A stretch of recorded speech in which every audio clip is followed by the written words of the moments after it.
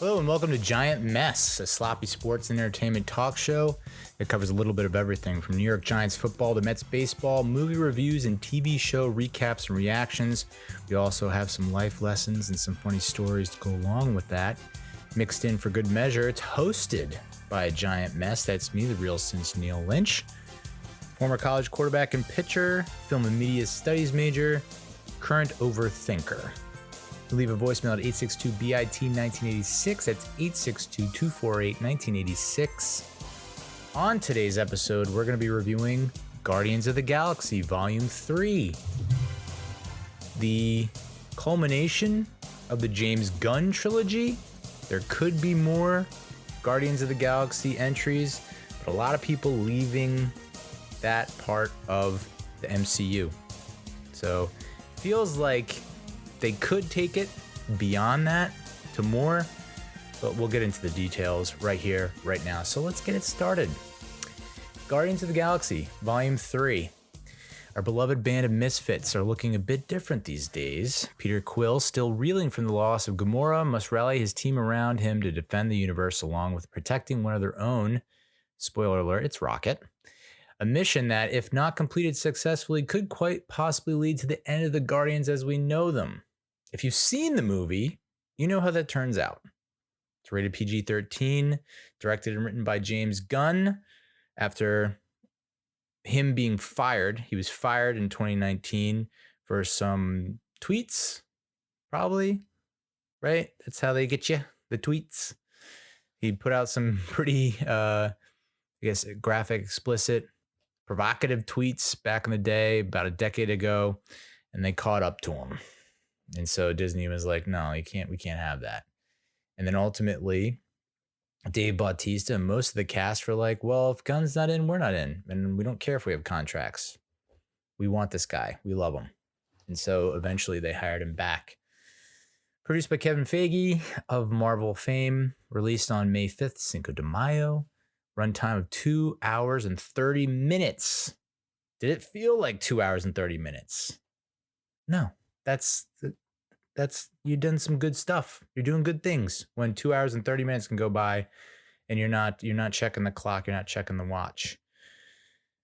Returns Chris Pratt as Peter Quill, aka Star-Lord.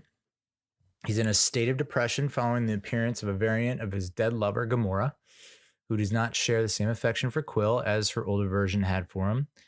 And Zoe Saldaña returns as Gamora. It's the 2014 version of Gamora, right? In Endgame is all like, because Thanos, try and keep up. Thanos threw his daughter, Gamora, an adoptive daughter, Gamora, off the cliff to get the Soul Stone. I believe it's the Soul Stone. So that he could go and defeat the Avengers in Endgame. So she is in fact dead.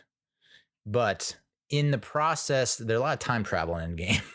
And so the 2014 earlier Thanos catches wind of all the craziness that's happening with the Avengers because of Nebula, because Nebula is not like us. She is a cybernetic organism, and so she linked to herself in the future, was able to project what was going on in the future to the past, to Thanos. That's when he was able to go and travel to the future to prevent all that crap from happening, and Gamora went with him. So the Gamora you see in this movie, it's a long way of saying, is not the Gamora that fell in love with Peter. It's the Gamora that before she joined the Guardians and before she fell for our Star-Lord. Our precious Star-Lord.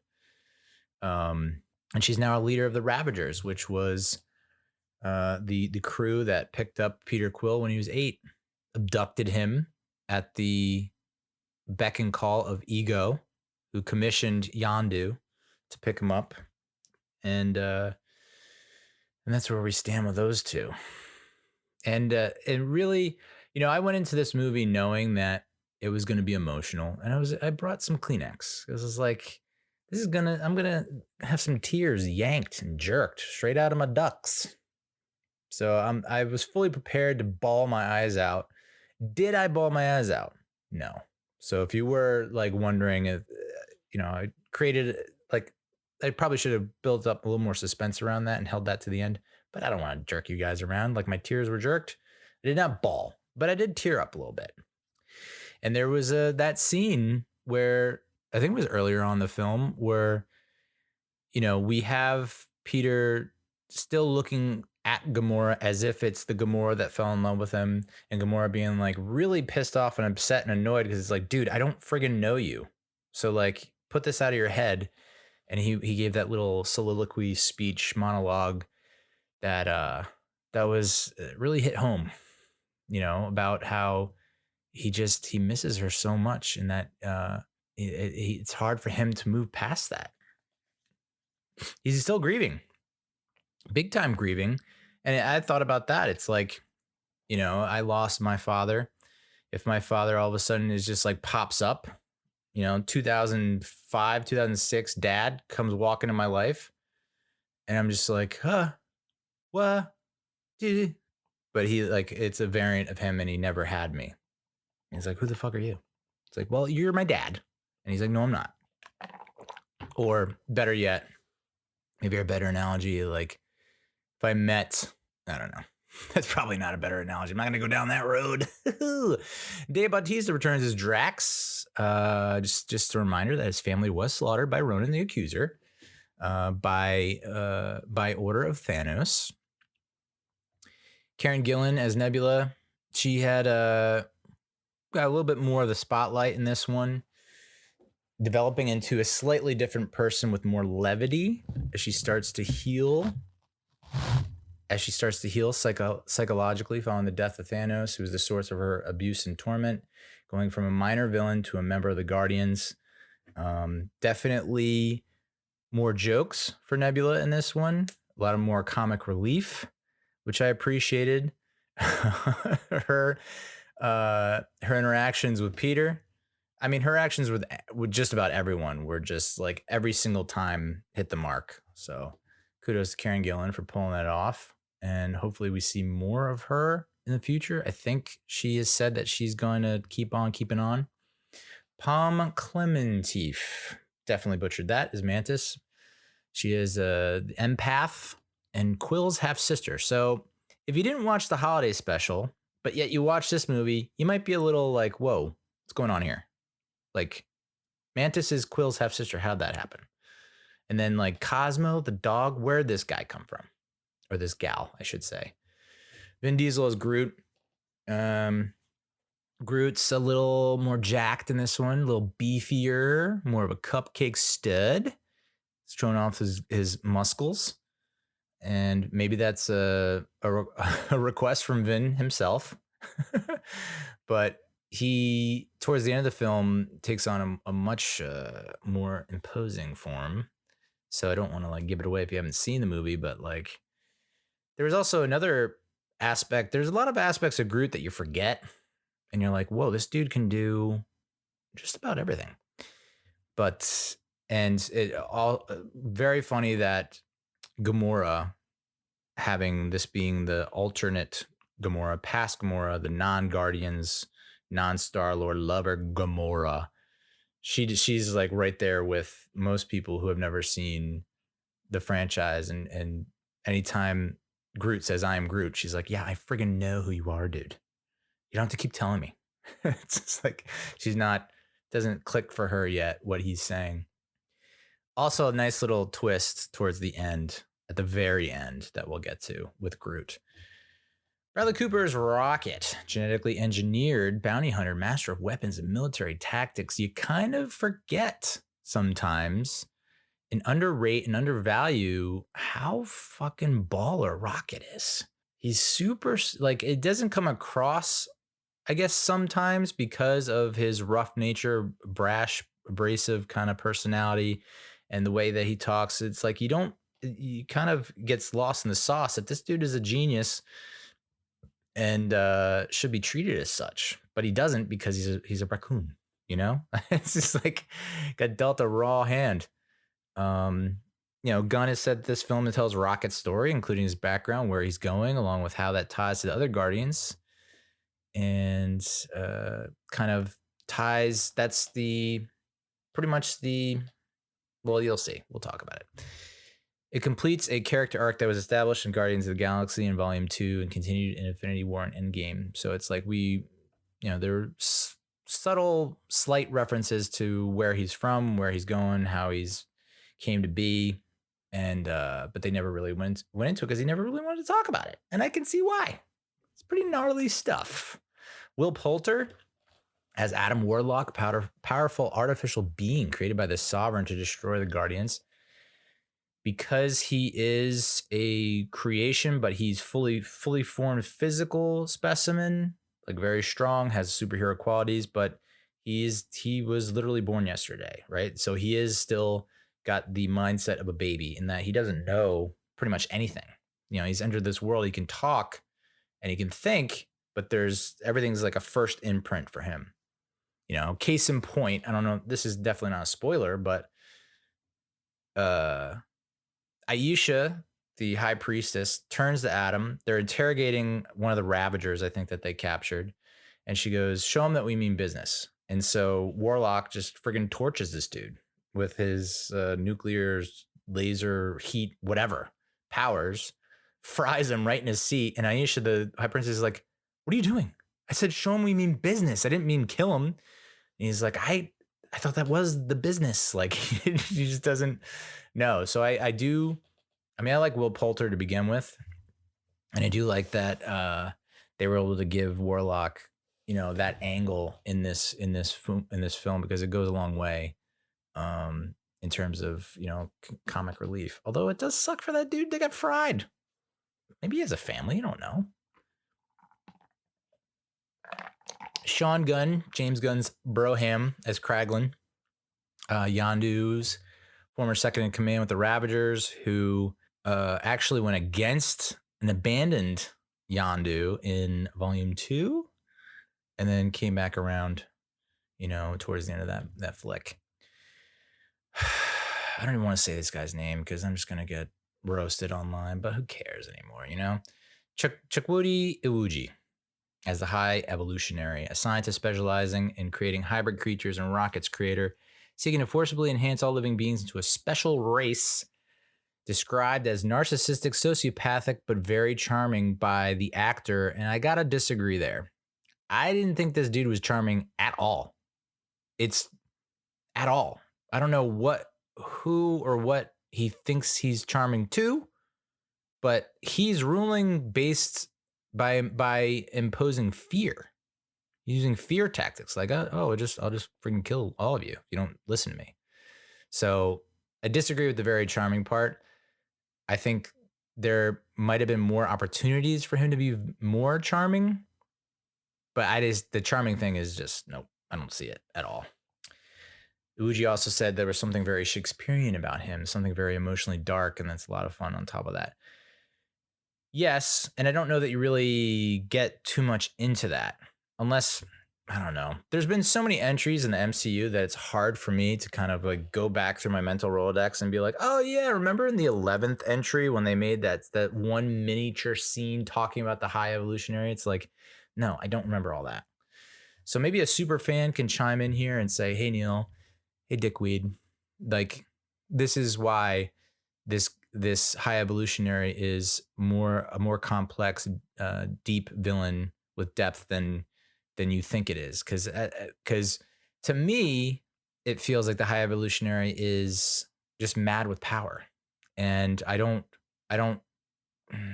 unless I missed it in this movie, maybe I did, but I don't see what's driving him to be perfect and to have that perfect race. I don't see it. James Gunn likened the High Evolutionary to a space version of Dr. Moreau from Island of the Lost Souls, which was also remade into The Island of Dr. Moreau in the 90s with Marlon Brando. A movie that I never saw, but has made a strong impression on me ever since I saw the trailer and clips and photos and stills. Still have not seen to this day, but I know exactly what the movie's about, and I know that it sticks with me to this very day. And I have to say, it's like, yeah, spot on. I see that Island of Dr. Moreau, and I see another movie I never saw, but I would think it's a good parallel to or comparison to Tusk from Kevin Smith and Justin Long. Gunn referred to the High Evolutionary as the cruelest MCU villain to date due to how he negatively impacts the lives of Rocket and his fellow subject friends. I might give him that. Like Thanos, you think back to Thanos, and Thanos had his reasons, and it seemed measured, logical, methodical. It seemed like he had it seemed like there was some kind of rationale that we could almost tune into and sympathize with and understand. Like this is, I think this because of this, and now we have to eliminate that to cure that and solve a problem. Versus this guy is just like, I just want to be perfect, and I just want perfection, but we don't know why. Like, why are you perfectionist? Again, might be missing something. Linda Cardellini as Lila, who I honestly thought this was Sarah Silverman voicing this, and it turns out it's Linda Cardellini. Anthropomorphic Otter, who has robot mechanical arms. Like they did away with her front arms and just have the robot mechanical arms. Rocket's love interest. She, you might remember her as playing Laura Barton, Hawkeye's wife in previous entries in the MCU. Nathan Fillion as Master Karja, an Orgo Sentry at Orgo Corp. Nathan Fillion was provided a voice for another character in another Guardians and was also seen on a poster in another Guardians or another MCU movie. So he's been in and around, and now we get to actually see his beautiful face on screen. The Orgo Sentries, the Orgo Corp, the whole thing, so funny. Like the fact that it's made out of living, breathing tissue and materials and elements, that the friggin' suits that the Orgo Sentries wear, where they look like what is that show with Neil deGrasse Tyson that came out that was a remake of a show that came out with that famous scientist whose name I'm forgetting? Species. Oh boy. Cosmos with Neil deGrasse Tyson, right? I remember Cosmos, there was one episode where they were talking about those little ass tiny bears. Are they called water bear? Is that it? A water bear is the first. No, come on now. Yeah, they're like these microscopic creatures that you can only see in an electron microscope, but they're really pudgy. They have 8 legs, little tiny feet or hands, and like just a hole towards the front. It's a tardigrade, I guess is what its official name is, but they're also known as water bears or moss piglets, which I think is I prefer that over water bear because it doesn't really look like a water bear. But these Orgo Sentries have like these big, bulky, beefy, where it's kind of like accentuating body parts, but on the outside, and they just look like tardigrades. They look like moss piglets. So funny, so good. Sylvester Stallone as Stackar Ogard, a high-ranking Ravager. I gotta be honest here, I was really pleasantly surprised and happy that he was in Volume 2.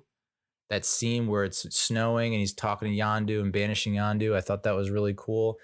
I thought he was kind of unnecessary in this movie. It didn't feel like he brought much to the table for this installment. I don't know if I was expecting more. I was maybe hoping to build off of what was established in Volume 2. Volume 2 was just kind of like a shock to the system, and it was like, whoa, he's in the MCU. This is crazy. To Volume 3, where he's going to be in it, and he only has a handful of lines, and it doesn't. I don't know. I think you could have easily deleted those scenes, and I don't think anything's really missing from the movie. So kind of disappointing a little bit. Elizabeth Debicki as Aisha, the Golden High Priestess, leader of the Sovereign People, who had Adam Warlock created to destroy the Guardians because Rocket stole some batteries. Come on, High Priestess, get off your high horse. Jesus Cripes. Maria Bakalova, who you might remember as what was her official role? Borat 2. what was the name of her character? She's Bulgarian. She was the highlight of Barat 2. And I'm trying to think of what her name was in that. Tutar Sagdiev. Oh my God. She was so good in that friggin' movie. She is the voice of Cosmo, which if you didn't see the holiday special, they introduced... I don't know if they introduced Cosmo there. Cosmo might have had an introduction in previous movies or TV shows. Hard to keep track. But she had a more prominent role in the holiday special. She's a dog that develops psionic abilities, telekinetic abilities after being sent into space by the Soviet Union. James Gunn changed Cosmo's gender from male. In the comic books, Cosmo is a male to female for the film as a tribute to the character's original inspiration, Laika, a Soviet space dog who became one of the first animals in space. Asim Chaudhry voices Teefs, an anthropomorphic walrus. Michaela Hoover voices Floor, an anthropomorphic rabbit. Possibly the scariest friggin' thing I've seen in a long time. And I'm an old. And I was sitting next to, in the theater, I had a kid that maybe 5, could be 6. Like, I think I've said this before. Like, these seats, his legs were straight out, normally in the seat as normal. And then he reclined the seat and it's like, hey, your body position hasn't really changed. Your legs are still straight out. Like, and I, every time something like really like adult, mature themed like happened in the movie, I just kind of like took a quick glance over to him, like, okay, is he gonna melt down now? Is this where his life has changed forever? And no, he was fine. A little antsy, but otherwise, couldn't sit still. But I was like, that's normal. But I was expecting a couple of shrieks or groans or cries or something, because I was even a little taken aback by this anthropomorphic rabbit dude with some kind of like Bane mask, Master Shredder mask covering the rabbit's face, red eyes, blood red eyes, and just like these spider robot legs. Just like, whoa, dude. Daniela Melchior as Yura, the receptionist at Orgo Corp. She's in a lot of makeup and wearing a wig, but you might recognize her from playing Ratcatcher 2 in The Suicide Squad, a movie directed by James Gunn.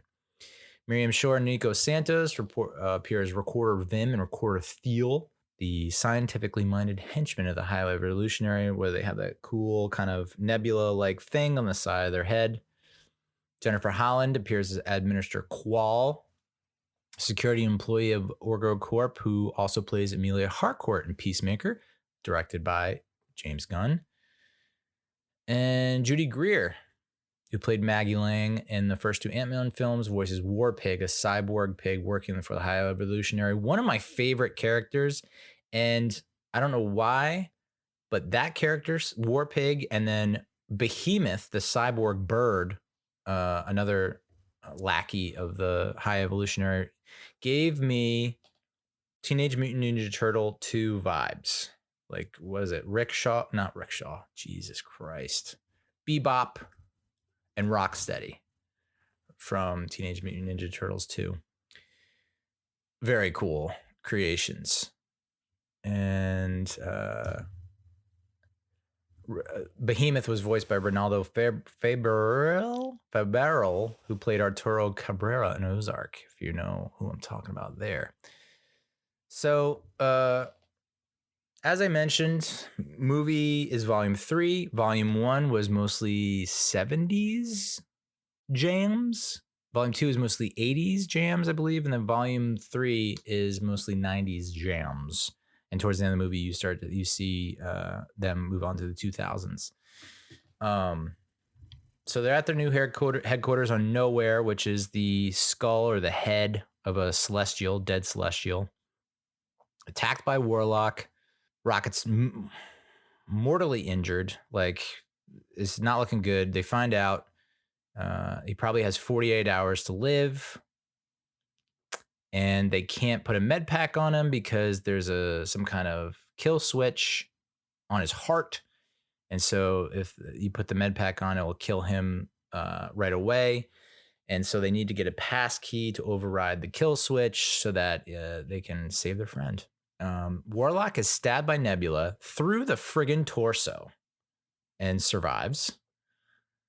But in that opening scene, when we arrive at nowhere, we see Rocket, and he's playing on I think it's a Zune, and he's playing Radiohead's Creep.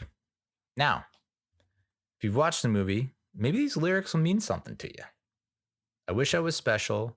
You're so effing special, but I'm a creep. I'm a weirdo. What the hell am I doing here? I don't belong here. I don't care if it hurts. I want to have control. I want a perfect body. I want a perfect soul. I want you to notice when I'm not around. So those lyrics to me are foreshadowing of what to expect in the rest of the movie, right? You have the high evolutionary who wants the perfect body. He wants the perfect soul. He wants perfection. He wants to create the perfect race, the perfect society, and yet he can't do it. And so that's his driving desires, to be perfect. And then you have Rocket, who feels like a creep probably and feels like a weirdo because he's this creation. He wasn't created by a mom and a dad. He's now this other thing that was created in a lab. And so he's probably that's probably his inner monologue going off. Like, what the hell am I doing here? I don't belong here.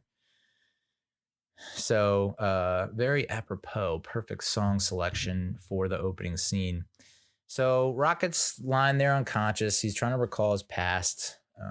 We start to see him as a baby raccoon when he's first approached by the high evolutionary. And high evolutionary's goal is to create a counter Earth. And so that's where Rocket meets Lila, Teefs, and the rabbit floor. We get a glimpse of what the high evolutionary is trying to achieve. He brings in these other animals and puts them in these pods, and he turns on the machine, and he shows that these animals have an unbelievable amount of rage. And so he can't have that. We can't have rage if he wants these creations to be perfect. So that's when Rocket, who's like still like a babyish, teenish type, is just like, oh yeah, you just gotta dial this up, dial this back, you tweak this, spitting out all this like highfalutin science talk, and impresses the high evolutionary. But the high evolutionary is also like, you can't be smarter than me, dude. That's not part of this thing. Like, thanks for that, but I'm gonna kill you and all your friends. So that's where we see Rocket's like, okay, well, that whole game plan we had when we're all lying on the floor and we're all like, we all gave ourselves names, and we're talking about seeing the sky and getting and like going to Counter Earth. Like, we're not going to be part of Counter Earth. That's just that's the note I got from my meeting with the high evolutionary. So I'm going to break us out of here. He does, and high evolutionary catches him and shoots Lila. And then Rocket goes to town on the high evolutionary's face. So that, like, when you see high evolutionary at first in the flashbacks, in Rocket's flashbacks, it looks like a dude, a fairly normal dude who likes his leather, like we all do, and wears a cape, of course. But like, not wearing what looks to be a stretched out face, over what appears to be a mechanical dome, machine dome. But then you see present day high evolutionary, and he's got the stretched out face over what appears to be a robot or machine head. Machine head. Surprised I didn't put that in there. God damn.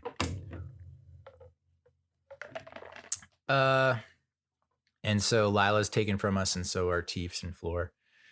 But Rocket steals a spaceship and flees the premises. So the squad, the remaining Guardians, they head to OrgoCorp to retrieve the file that should have this pass key to override the kill switch. And this was in the trailer, but I still find this to be one of my favorite parts of the movie, where they're each wearing a different colored suit, blue, yellow, red. I don't think there was a green, was there? And the scene where they land on the planet on OrgoCorp, and he has there's like the 5 buttons on his arm, and he thinks that like each button has a different color, and he thinks that that color corresponds to the suit. So if I press this blue button, Gamora's in the blue suit. I can just talk directly to her. No one else will hear what I'm talking about. Of course, Mantis is like, this is an open line, right? Like we can all hear you. That was one of the scenes I was talking about where, he's just trying to express like why he is the way he is with her, and it's really tough for him and for the audience. But then you have that immediately. There's a lighthearted nature to that because he's speaking over the open line, and then Mantis and Drax trying to tell him like, oh well, yellow is green and red is yellow, but green is blue, and it seems pretty intuitive. Why don't you get it? So they're able to that Orgo Corp sequence is just so good from top to bottom. Like the set design, the costumes, the makeup, like the everything is just so spot on in that scene. And I think that's why Guardians is probably, and I don't know if there's a hot take, but probably the best trilogy of the entire MCU. I mean, you think about the movies that have gotten trilogies: Iron Man 1, great. Iron Man 2, nah. Iron Man 3, nah. Then you have was it Captain America and Thor? Like Guardians took us down a different path, took us a different route, got a little offbeat, off the wall, and I just appreciate it. And Orgo Corp is a shining example of that. Like just so bananas, but still it's not taking you out of the movie, taking you out of the experience. It brings you further in. It's not like this is used as some kind of, we're going to shock and awe. We're going to it's not a distraction. It just falls in line with the tone of the movie. And it's kind of why you don't see much of that in most of the other MCU movies, because they don't have that kind of tone, I don't think. But with Guardians, it's like they gave Gunn the keys and they're like, have at it, Hoss. Like whatever that beautiful brain of yours cooks up, and whatever crazy stuff you've seen in the comics, let's just bring it to the masses. And they did. And I mean, I think it's my favorite trilogy. Like you can't say the same for Thor. Thor got friggin' 4 movies? Thor Dark World, Ragnarok, Love and Thunder. Ragnarok, obviously the best. People have their thoughts about Love and Thunder. Dark World was mostly forgettable, and the first one, Thor, was like, it was all right.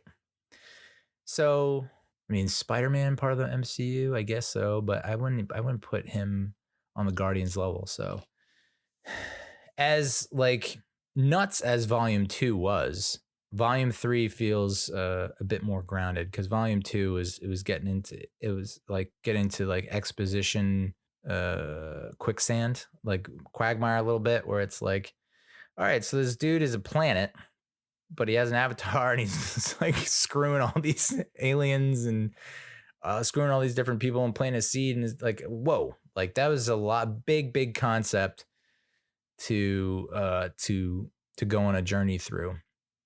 Whereas this one felt a little more straightforward, but still had all the style and panache that we love about Guardians, like the vibrant colors, the soundtrack. It's just whimsical, and you don't really get that in a lot of the other Marvel movies.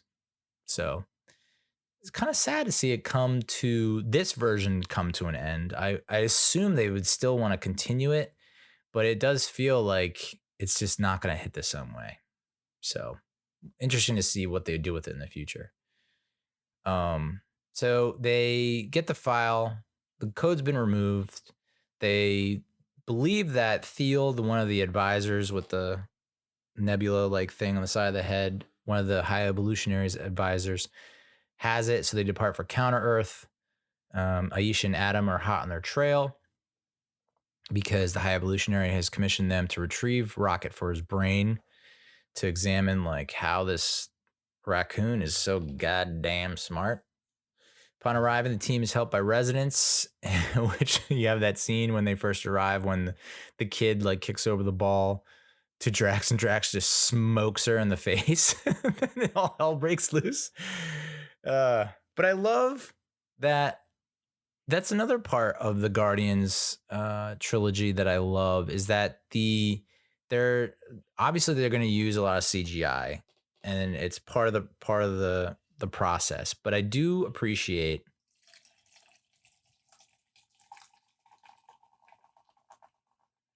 the practical effects, the makeup.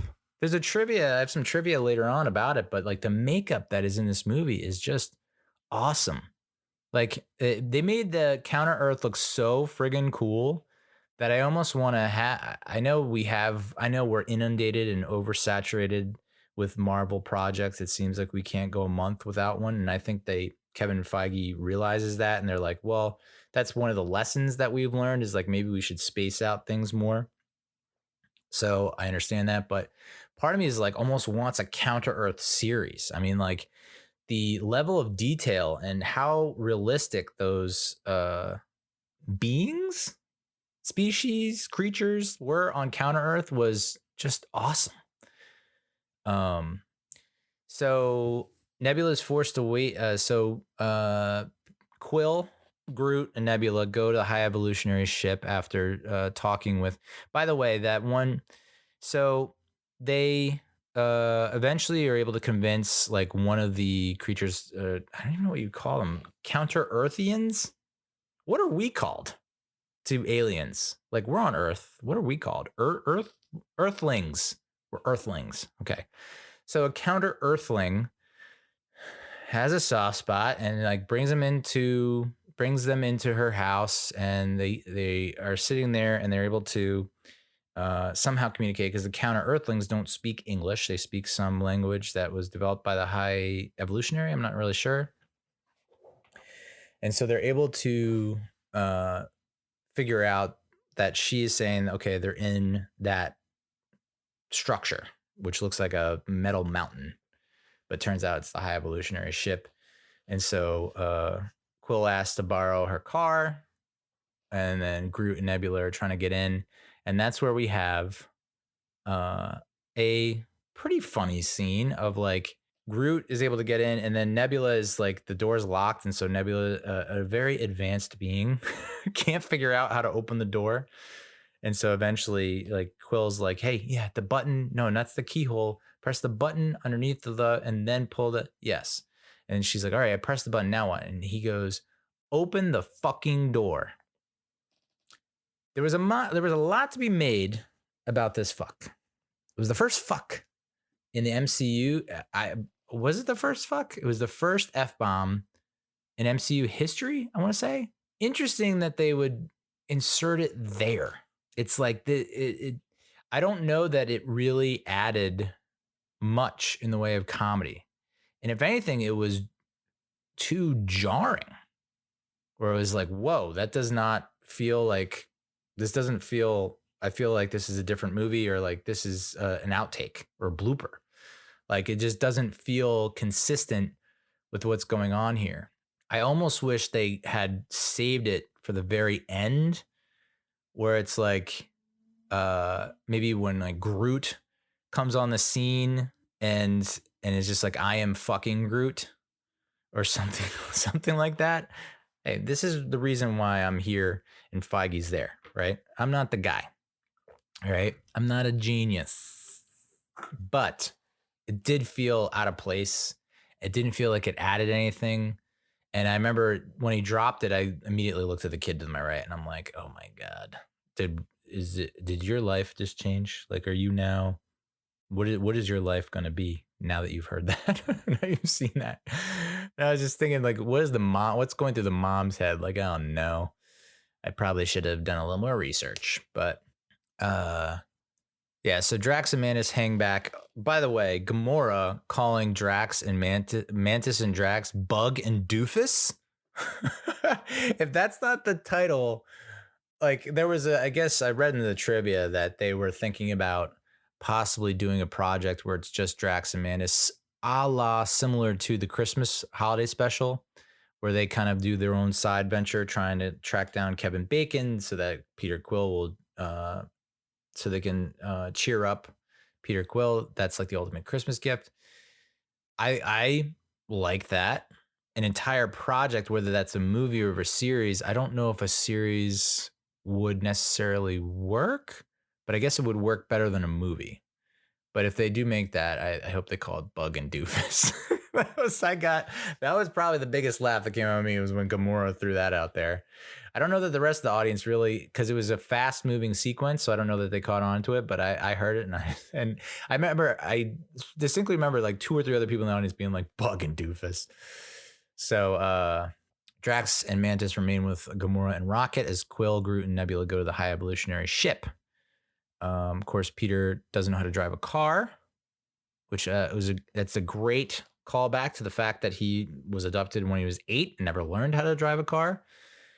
When they get to the High Evolutionary Ship, Quill gets in, but Nebula is forced to wait outside by War Pig and Behemoth, because there are no weapons allowed, and she's considered a deadly weapon. She has that nanotech arm now that is like pretty much like Terminator.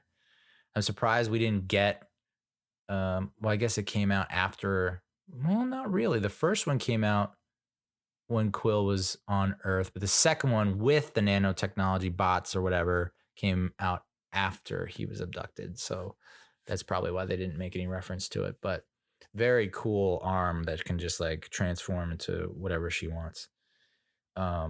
So Quill and Groot are able to get on board.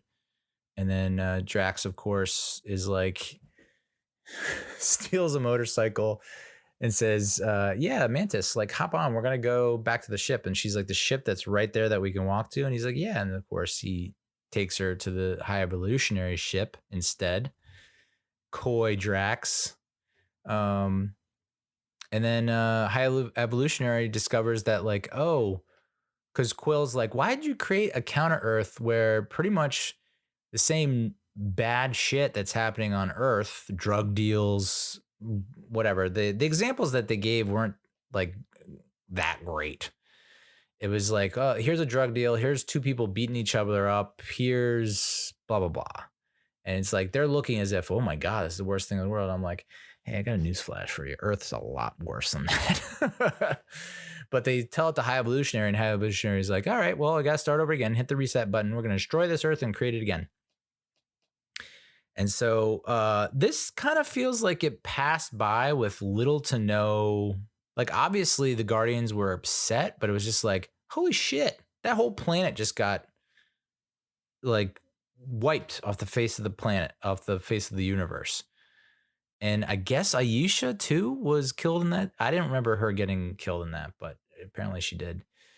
And then so Quill and Groot leap off, killing Teal, which that was that was crazy. Like form tackling him through the window, out the window, and then Groot being like, all right, I got this, and just like creating wings out of his wood and flying down and capturing and holding on to Teal. And then Teal's like, you're crazy, we're both gonna die. And he's like, no, just you're gonna die. And they land, and he drives them into the earth as Gamora is like, this doesn't look right. The world's ending. Like, everything's on fire and there's earthquakes and everything. So she is able to start up the ship, which is named after David Bowie, the Bowie, but is not a great pilot. And so she ends up crashing right in front of Peter and Groot and Teal, but not after Quill is able to extract the file, that metal thing, off the side of Teal's head. Meanwhile, Nebula, Mantis, and Drax, they board a high evolutionary ship. You know what? That villain needs a new name. Can we just call him He? He's ship. Or Evo. Can I call you Evo? God damn, what a horrible name for a villain. So Nebula, Mantis, and Drax board his ship thinking that Quill and Groot are on board. They're not. And so Quill is back on the Bowie trying to get the pass key to override the kill switch. Meanwhile, Rocket flatlines, has a near-death experience. And Lila tells him, it's not your time yet. And Quill is able to use the code to disable the kill switch and save Rocket's friggin' life, dude. Meanwhile, Nebula, Mantis, and Drax come across all kinds of imprisoned humanoid children on the ship before being captured. And so that's when Quill and Groot and Gamora set out to rescue them. So Mantis, Nebula, and Drax are placed in this chamber with monstrous obelisks, which we saw at the beginning of Volume 2 when Baby Groot was dancing all about. And Mantis is like, pretty sure they just want batteries. They just like to eat batteries. They don't like to eat humans. So I'm going to mind meld with them, whatever she does, where she touches them and is able to feel what they're feeling. And it's like, oh no, they're just scared. So we're friends now. So they're my pets and we're going to leave. Together they overpower the High Evolutionaries' army, which felt very reminiscent to, I guess, the first Avengers, where like you start to see all these aliens pouring in through the portal. And it's just like, we're going to have like all kinds of, they're just swarming. And they were able to break into Nowhere, I believe, at one point and overrun that. So Kraglin and Cosmo arrive on Nowhere. Oh no. But the rest of them did bad. Yeah. So High Evolutionary's army attacks. It's like a swarm of bees, or like sort of like the Sentinels from the Matrix. That was very reminiscent of that. Or the aliens from Avenger, just like overwhelming amount, the odds against them. So Kraglin and Cosmo arrive on Nowhere. Cosmo creates a telekinetic tunnel that connects Nowhere to the High Evolutionary ship to free the captured children. And then that's when Rocket discovers the imprisoned animals and is like, I can't leave you guys behind. Look at this. Look at these little critters. They remind me so much of myself and my friends that were taken from me. So he releases them. And the whole time I'm thinking, like, that's a lot of kids and that's a lot of animals. And Nowhere doesn't seem that big. It was almost, it almost made me think of like the migrant crisis. So it was just like, so you're going to take in, like, far be it from me to make any kind of comment on Nowhere. I don't live there. But it just seems like it's a pretty nice village, town, and it's got enough people there. You know what I mean? Like, I feel like no one's like living in the lap of luxury. It definitely feels like there's like a dive bar. It just feels like nice and cozy for the community that's there. And now let's introduce hundreds of kids and hundreds of animals into that. And I'm just like, how's this gonna work? Like, it is from I understand, like, so Neal, what are you saying? You're gonna leave all these kids and these animals to perish? No, but like, we're gonna put a time limit on this stay at Nowhere, right? But I do like that the scene where they take down the High Evolutionary, because that ultimately can kill or ruin a movie, is like that final showdown with the final boss, the big villain, like that final showdown, like how it goes down. I remember, what was it, Blade? There's just some movies where that final showdown, it can really crush a movie in terms of its longevity or its evergreenness, I guess, its place in cinema lore. And sometimes you have some great battles, and sometimes it's just like, this feels like every other battle. But this one was like quick, fast. They wasted no time dismantling this dude, which again, it makes you think, like we talked about Ant-Man and the Quantum Mania, Ant-Man and the Wasp Quantum Mania, and how it feels like, Scott Lang, Ant-Man and the Wasp were able to pretty much take care of biz with Kang. And so that's why it's like, we want Kang to be this big, ominous, intimidating figure, but for him to be taken down by just Ant-Man and the Wasp, like, does that take knock him down a peg in terms of like villain awesomeness. But here it's like there is no one-on-one showdown. It's like everyone comes in and everyone's just all angles just clipping him away and taking him out. And I really liked how that was executed, because that doesn't take down the High Evolutionary a peg like it did for Kang, because there was so much hype around Kang, right? Everyone was saying like, this is the next big villain. He's going to be the next 3-4 installments. Like, how are they ever going to beat him? And then he's getting like taken out by Ant-Man and the Wasp. And you're like, seems like he's vulnerable and he's got weaknesses. This was like, we didn't even, there was no like demonstration of power. You know, it wasn't like he's High Evolutionary is anywhere near what Kang was made out to be, or even Thanos. And the quickness with which they dispatched him, defeated him, was kind of cool. You know, I think some people will be like, oh man, I wanted more of a battle or a showdown or whatnot. And I was like, I don't know, this kind of feels right. The fact that it's a team and they're each like, they work so well together and so choreographed and coordinated. And it was like, just executed with such precision that it was hard to argue with. And at that point, you're like, I think I've had enough of the High Evolutionary shenanigans. So I don't know that we need to have like this crazy battle. It's like the guy sucks. He's just angry all the time and yelling, and I'm not really charmed. But the best part of that whole sequence is the whole time they're like telling Peter, hey Pete, like this is a trap. Like he knows that he knows that we know, he knows that you're coming. He's gonna be so prepared. It's a trap. And Peter kept saying, it's not a trap, it's a face-off.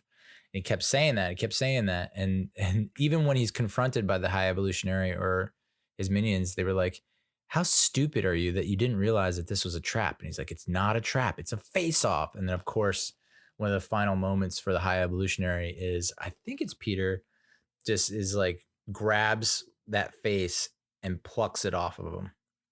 And then so he falls to the ground. And that's when you see his real face, which was torn asunder by Rocket way back in the day, has not healed. And it's just like, he looks like Two-Face times 2. So like Two-Face if he had one face, like Two-Face all over the face. And I remember looking over the kid again, being like, are you going to have nightmares or what, bud? Because I'm going to have nightmares.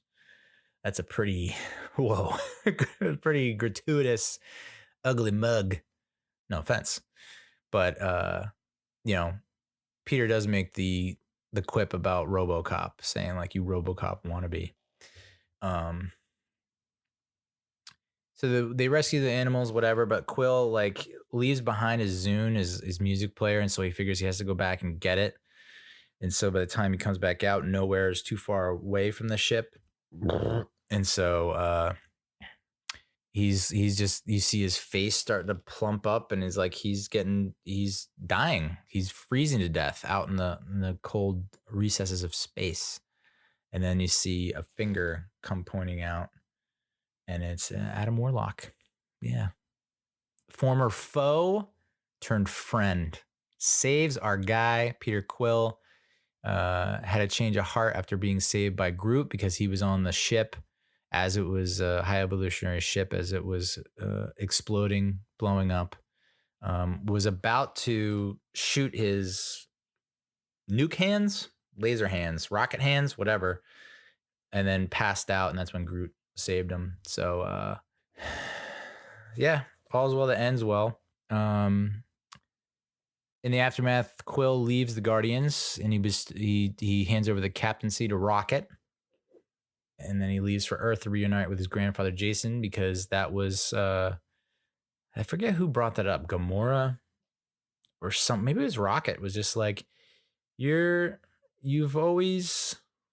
keep talking about how you lost your mom, but don't you have maybe it was Gamora. Was like, don't you have other family back on Earth? Why don't you want to see them? He's like, well, I had a grandfather.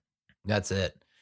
she's like, yeah, why don't you want to see him? He's like, well, he pushed me out of my mother's hospital room while she had the brain cancer, the brain tumor, which was put there by ego. And she's like, well, he was probably trying to protect you. And so that's when a kind of light bulb goes on. And he's like, oh, maybe I should go back there. Like, I don't have Yondu. He said that there was one point where he goes, everyone in my life is killed or taken from me. Yondu, my mother, et cetera. And then that's when like the grandfather figure starts to factor into things. And so he decides to leave the Guardians to go see his grandfather. Very emotional moment, even though we haven't seen anything about the grandfather up until this point, really, other than a picture.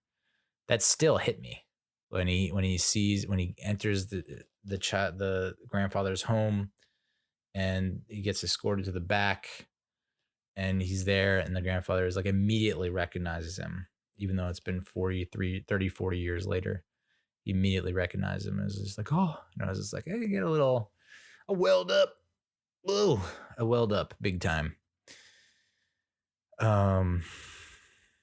Mantis, if there's one thing I didn't really buy into, it was like Mantis wants to leave because she wants to embark on a journey of self-discovery with the Abelisks. And it's like, she goes, and her reasoning was brief. And I get it, I guess. She's like, before you guys discovered me or found me, I did whatever ego wanted. I didn't do what I wanted. And then I teamed up with you guys and joined your team, and I did what you wanted. But I haven't done what I wanted. And so now I want to go out and do what I want to do. And it's like, okay, all right. I guess I could buy that. It just felt a little like, it doesn't, you can still do that. Like, and you still have the Abelisks, but I guess they're more your pets than your family or friends. And you got to figure out what you want. Okay. By yourself. All right. I guess. Gamora gets back with the Ravagers. Nebula and Drax remain on nowhere to raise the rescued children. Which is funny because Nebula, anytime she's dealing with the kids, like when Nebula, Mantis, and Drax were imprisoned, and the kids come over and they kept saying "joob joob," and they kept on like they had their own language, and Nebula's trying to communicate with them, and it just felt like she was always yelling at the kids, and so it's ironic now that she's in this position of power where I don't know if that's gonna exactly fly, and she has to learn how to be a little softer with her approach.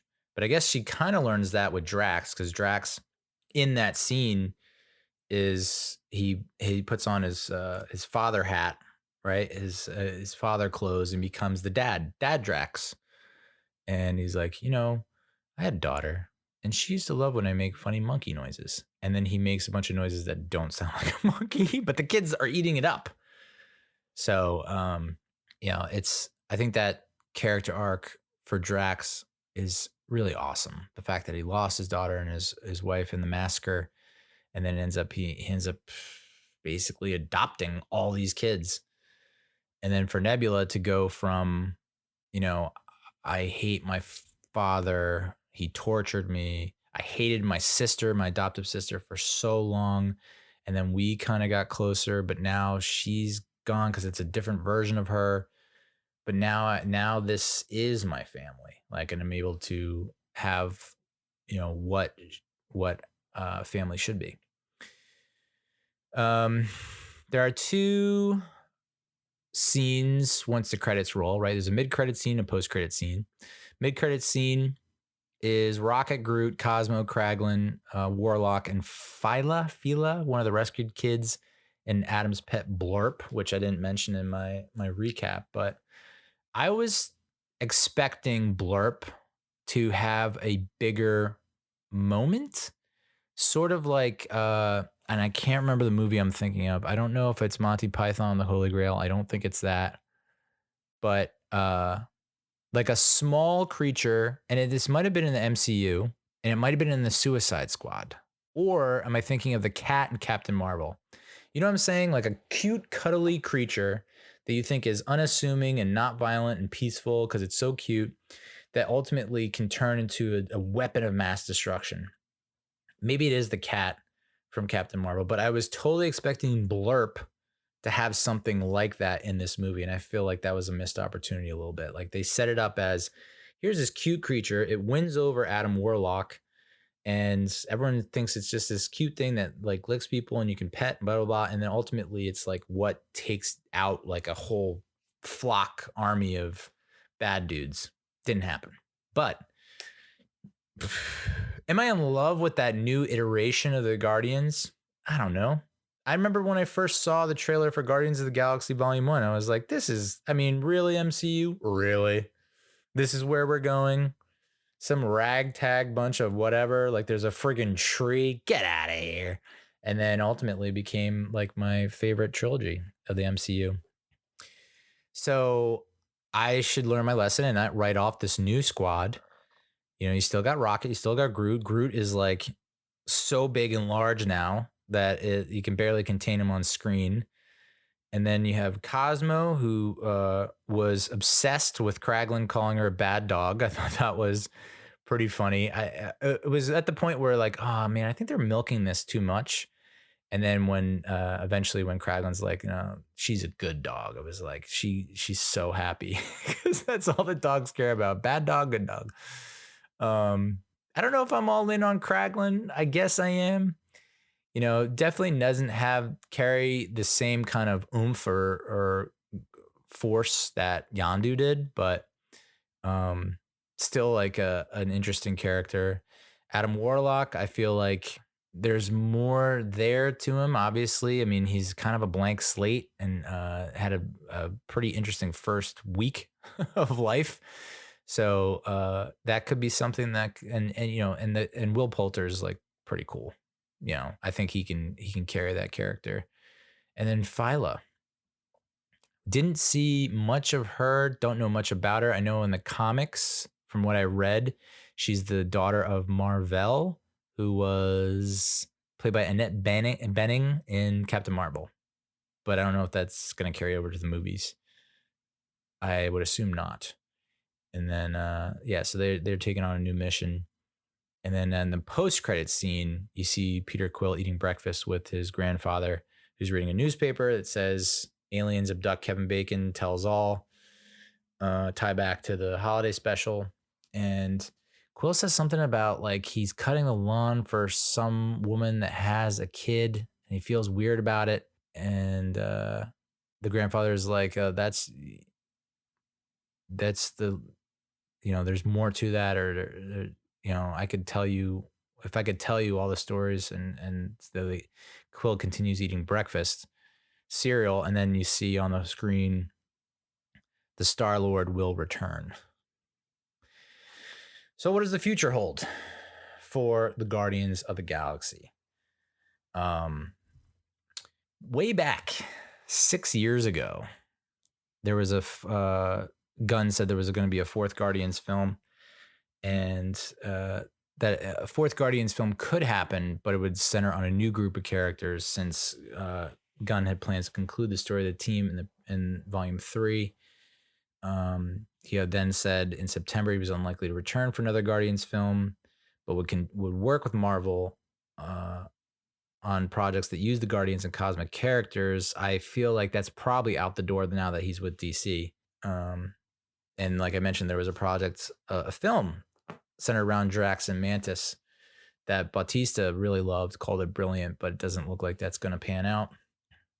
And Karen Gillan in July of 2021 said she expressed her desire to continue playing Nebula after Volume 3, but Zoe Saldaña in April this year confirmed Volume 3 would be her last and hoped that Marvel would recast the role.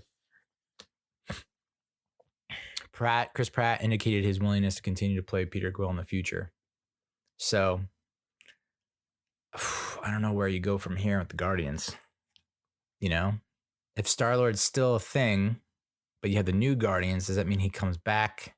I don't know. I think this is going to take, I'd rather see them take their time take your 5 years or whatever to really think it out, because it is a interesting franchise, and there's so many ways you can take it. But to be honest, I'd also be okay with we never see another Guardians movie. Is that bad? This felt like a very fun. There was a lot of finality to it, and it felt like there was closure. Like going into it, I knew that this was going to be the culmination. Like, this is the end of the James Gunn trilogy, and this is the end of the team as we know it. Like, you had a hunch. Like, I thought, like, my God, everyone's going to die. Like, I just had that in my head, is like, everyone's going to die.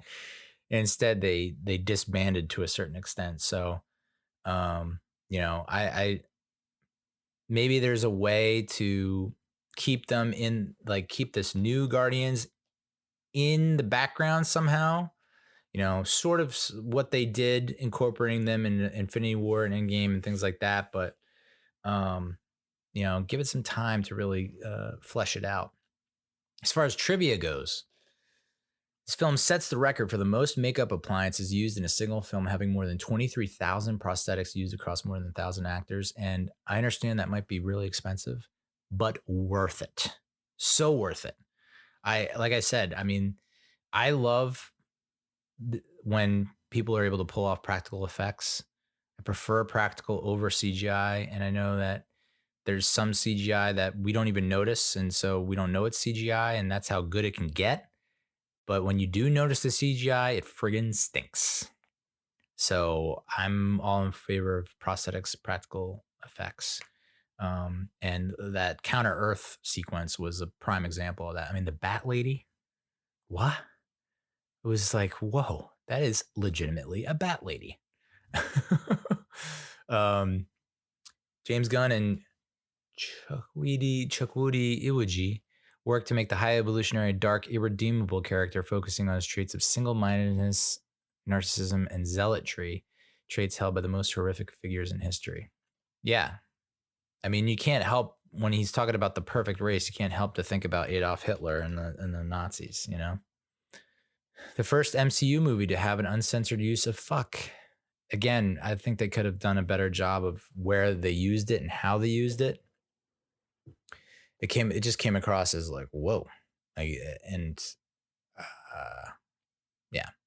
Every single song, not including the score or Badlands during the end credits, is diegetic, meaning like it's part of the scene and the characters are aware of it.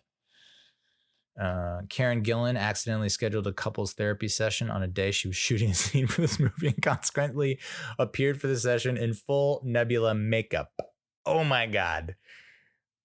That's probably not true, but if it is true, the legend of Karen Gillan lives on. I mean, it sucks that she has to go to couples therapy, because couples therapy fucking sucks. I've went through couples therapy and it didn't work. But then again, that's on me. But the fact that she showed up in full Nebula makeup is hilarious. Like, I can't imagine, like, if the reason they're in couples therapy is because of her obsession with work, or like her work schedule, or how she's a workaholic. You know how work can sometimes drive a wedge between a couple. Like, if that was the case, and then she shows up in the Nebula makeup and he's like, see, this is what I'm talking about. She can't even bother to take off the friggin' makeup for a couples therapy session. Oh man, fly on the wall for that one. That would have been priceless. So Volume 3 was released on the 6th anniversary of Volume 2, and marks the longest gap between an MCU film and its sequel, surpassing the record set by Doctor Strange and Multiverse of Madness, released 5 years and 6 months apart, which I don't mind. I think once you get into the 20-year sequels, those are hard to pull off. A lot of times it's like, what? Why is it? Oh, they're releasing it now? Like, why now? So I feel like 5-6 years, that's a pretty good. I feel good with that space, that gap. And I think it worked here to my satisfaction, to great effect. I would say, though, what would happen if you didn't have Infinity War and Endgame and the holiday special? Is it still have the same kind of impact? I don't know. Nebula has a new nanotech weave arm upgrade, courtesy of Rocket, because she delivered Bucky's arm, which he was thirsting after in the previous movies. James Gunn confirmed Rocket made the arm for Nebula to thank her for Bucky's detached vibranium arm in the holiday special. And then the spoiler trivia, which if you listen this far, it's not really spoiling anything. I already spoiled everything. When Groot says, I love you guys, instead of I am Groot, no one reacts. And this is because he actually said I am Groot. But like Gamora, the audience grew close enough to being able to understand him. And it was confirmed by James Gunn, which I thought was that got the waterworks pumping again. It was I was like, oh boy, I love you guys. So great that would be the one deviation from I Am Groot. By the way, I was looking up Vin Diesel, like how much did he earn to voice Groot when all he freaking says is I am Groot? And there was a report going around that he earned something like $54 million in total over the 4 films or whatever, how many times he's appeared as the voice of Groot, which was debunked, but it was like he's still making at least $1 million, which is not a bad day's of work. How do I get that job? And by the way, like James Gunn getting canceled for something that happened a decade ago, I am excited and looking forward to my meteoric rise to the heights of superstardom, to have all my cancelable tweets come out. That'll be a fun day. It's part of the reason why, I don't want to be famous, I don't know if I can handle that. This is the first Guardians film in which Peter Quill does not use his iconic Star-Lord mask or helmet. And there was a YouTube video that I think explained that, or maybe an article that explained that, and I wasn't able to read it, but it was kind of interesting. Like, why not? Adam Warlock models multiple works of Michelangelo throughout the film. First, he models Christ in the Pietà, when Mother holds him after his fist fight with the Guardians. Second, he touches Star-Lord's finger before he rescues him, which replicates the creation of Adam. Pretty cool. And yeah, so that's the trivia portion. There are references to so the brightly colored spacesuits worn by the Guardians are an homage to the similarly colorful spacesuits worn in the Stanley Kubrick classic 2001: A Space Odyssey. Howard the Duck is featured. You can briefly see him during a scene on Nowhere. I believe they're playing cards, if I'm not mistaken. Rocket looks at a photo of Alf. Star-Lord calls High Evolutionary RoboCop during his rant. The High Evolutionary's masks is the same as the mask the boy has on in Little Monsters, which I tried to watch that. I'm pretty sure I tried to watch that with Fred Savage and Howie Mandel. And I don't know if it was just like, I don't know if it was like a reprint or what. It just freaked me out. It was giving me the heebie-jeebies. So I didn't watch all that.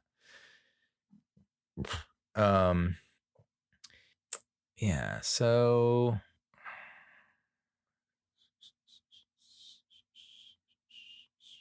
what do the critics have to say? I know you're dying to hear that. The critics' consensus on Rotten Tomatoes is a galactic group hug that might squeeze a little too tight on the heartstrings. The final Guardians of the Galaxy is a loving last hurrah for the MCU's most ragtag family. Agreed. I mean, that was fully what I was expecting going into this, is like, it's going to be a mosh. And it was. The audience says, taking the team in a darker direction without sacrificing Heart of Humor, Guardians of the Galaxy Volume 3 ends the trilogy on an entertaining high note. Yeah, you lose, and maybe that's what I meant when the High Evolutionary just, what he calls, raises Counter-Earth, where he just destroys it to create a new one. And I don't know how you should handle something that deadly serious without derailing the movie too much. But like, an entire planet was just like destroyed. Basically the plot is like, Star Wars, like we're trying to find the Death Star to make sure it doesn't destroy another planet. But yet it was just this, it felt almost like, and there was an entire sequence dedicated to it, but it did feel like ultimately felt like kind of like a footnote, you know? Maybe they could have added a quick sequence, just kind of absorbing that, like, or paying homage to those that were lost, something, I don't know. So, all critics, 82% of all critics gave it a favorable review with an average rating of 7.2 out of 10, which I feel is low. Top critics were even worse. 68% of top critics gave it a favorable review with an average rating of 6.7 out of 10. Get the F out of here, dude. And because of that, Volume 3 is not in the top 10 or 20, or I think it's in the 30s in terms of rankings for Marvel Cinematic Universe releases amongst critics. It's just below Ant-Man, the original Ant-Man that came out in 2015, and is above She-Hulk and Captain America, the First Avenger. I would put this above all of those. I'd put it above Ant-Man for sure. 95% of verified audience members gave it a favorable review with a 4.6 out of 5 rating, and 94% of all audience gave it a favorable review with a 4.6 out of 5 average rating. And I'm right there with you. It's hard to argue. I think I gave it a 9. Was it an 8 or a 9? If it was an 8, it would have been a high 8, so it should be a 9. I think I gave it a 9 on IMDb, 9 out of 10. And the audience knows what's up. It's tied for the third highest audience score with Spider-Man Far From Home. So what's next for the MCU? Next up, we have the Marvels, which I saw a trailer for, and I'm just not into it. I don't know. I understand that Miss Marvel and Disney Plus very favorably reviewed. So maybe I should look into watching it. But then again, it's like I'm a 42-year-old dude and it's about a teenage girl. Like, I don't know. That feels like it's going to be a misfire. Although Rambo is cool in, what's her name? Colonel Rambo, Lieutenant Rambo was pretty decent in WandaVision. I'm just not feeling it. There's something off about that like Captain Marvel. And I mean, Captain Marvel lost me when they had that shot of her, Brie Larson, like kicks ass. And then they show, for whatever reason, they held the shot and she's running away from the camera. And I was like, oh, that's how Brie Larson runs. Hey, listen, I can't run for shit. I went on the treadmill at 5 miles per hour and I could barely do half an hour. So I'm not like the shining beacon of running. I'm not the model of how you should run, but I can spot when running doesn't look right. And like that, her running away, I was like, I can't, I'm no longer invested. So after the Marvels, which comes out this year, I forget when, I want to say May. It might be May. We're in May. What am I talking about? Is it towards the end of May? I don't know. I don't know that I'll be watching it, seeing it in the theater. Next up would be Thunderbolts in 2024. This is David Harbour, Julia Louis-Dreyfus, directed by Jake Schreier. Fantastic Four in 2025, directed by Matt Shakman, which I can't believe they're making another Fantastic Four, but I understand why they have to make it because it's like it's been bungled so badly. But I do have a lot of faith and trust in Matt Shakman, so that could be a nice little renaissance. And then I don't know what they're going to do about Avengers. Like with all the news that came out about Jonathan Majors, like literally Avengers, the Kang Dynasty, 2025, Avengers Secret Wars, 2026. Like this is supposed to be what Thanos was to the first phase or whatever it was, or the end of that first or third phase, whatever phase Infinity War and Endgame was. Like Thanos was the culmination of that. And so Jonathan Majors as Kang was supposed to be the culmination of this next group of phasing. But like he's out, right? He's basically out as Kang. So it's like major level regrouping that probably needs to happen for the MCU. So ultimately, I mean, it's awful what Majors did, allegedly. But ultimately, it might be a gift because this gives you a chance to take a step back, look at what's worked, look at what doesn't work, and maybe just tweak and adjust and calibrate a little bit and say, all right, you know what? Where are we going? What do we like? What's up? So who steps up to play Kang now? Ooh, great question. I don't really have an answer. I mean, you go pivot to the Creed 3 co-star, Michael B. Jordan? Probably not. I think you get Michael Shannon to play anything villainous and he'd be great, but he's already done General Zod in the DC universe. So it's like, do we already know we're getting there? It kind of feels like it should go to an up and coming, unknown, emerging type actor versus a more established actor. I feel like those have, it's a gamble for sure, but those also have the biggest upside. Heath Ledger is the Joker. Everyone was like, that's a horrible call. And it turns out it was the best. So here's to hoping they figure it out, because Gunn's gone. Gunn's done gone to DC. So I'm expecting big things from DC over the next 5 to 10 years. And